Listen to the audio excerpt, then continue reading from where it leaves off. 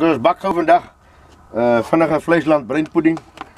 'n Boerebanting breinpudding bak ons gou in die Weber. Ons kyk of jy Weber 'n pudding kan bak.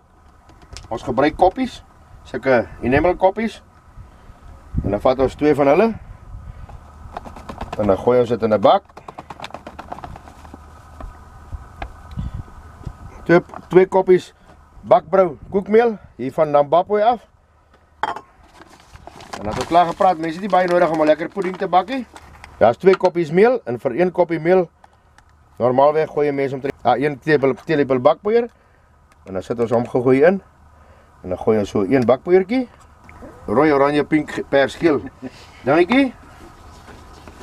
En dan niks ons hulle gou so bietjie. Daar's nou koekmeel, bietjie bakpoeier. En dan gooi jy sommer so in die hand so bietjie sout daarin. En daai bietjie wat oorbly gaan vuur toe, dis vir die goeie lak. En dan meng ons die sout in die bakpoeier en die meel. Meng ons gou so bietjie deur mekaar. En dan is ons klaar. Mense het nie baie goedjies nodig nie. Jy het 2 koppies nodig. Hierdie koppie is half met breinsuiker. Dan breek ons gou daar eertjie in.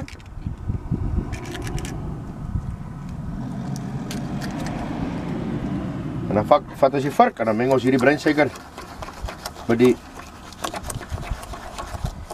breinsuiker en die eiertjie. Bietjie vanilla essence.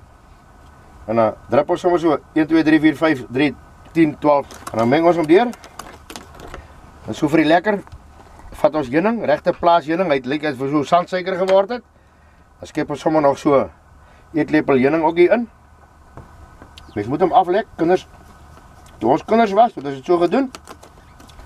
En ek is bly ek is vandag nog kinders. Ok, daar is die soet gedeelte. 1 eier breinsuiker heuning.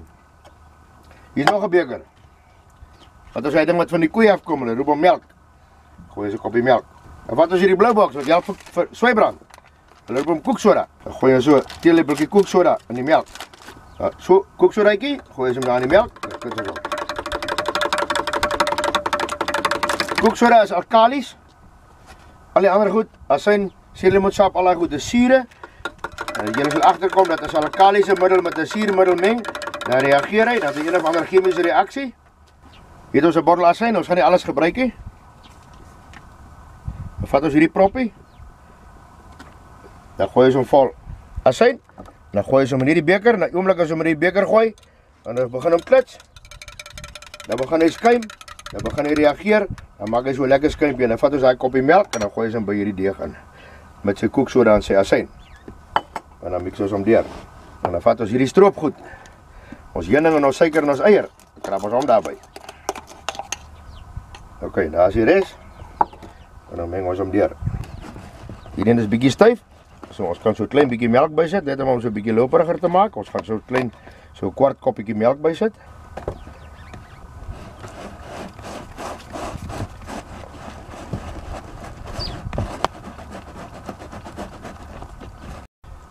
Ok, nou het ons 'n glas bak nodig.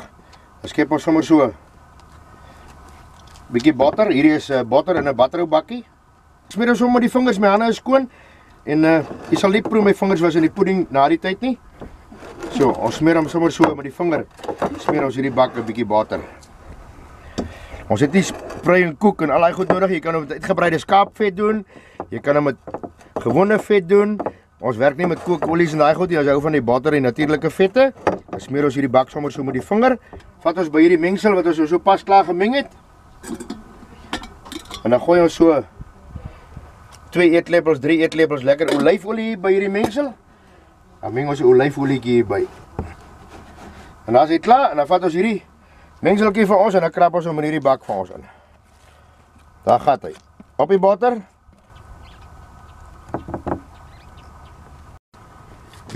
Weber se charcoal starter gebruik. Ons het nie donkie drolle gebruik. Daai brikette nie, ons het regte charcoal. Het ons nou gebruik en nou gaan ons na die Weber se kant toe. En nou houers hier op die kant gooi ons nou 'n bietjie regte suidwes charcoal.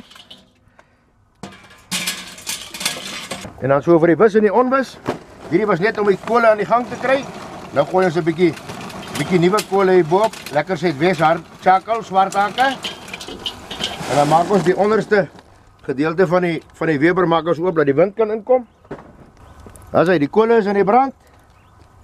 En dan vat ons nou hierdie pudding en dan sit ons hom so mooi in die middel van hierdie twee charcoal bakkies.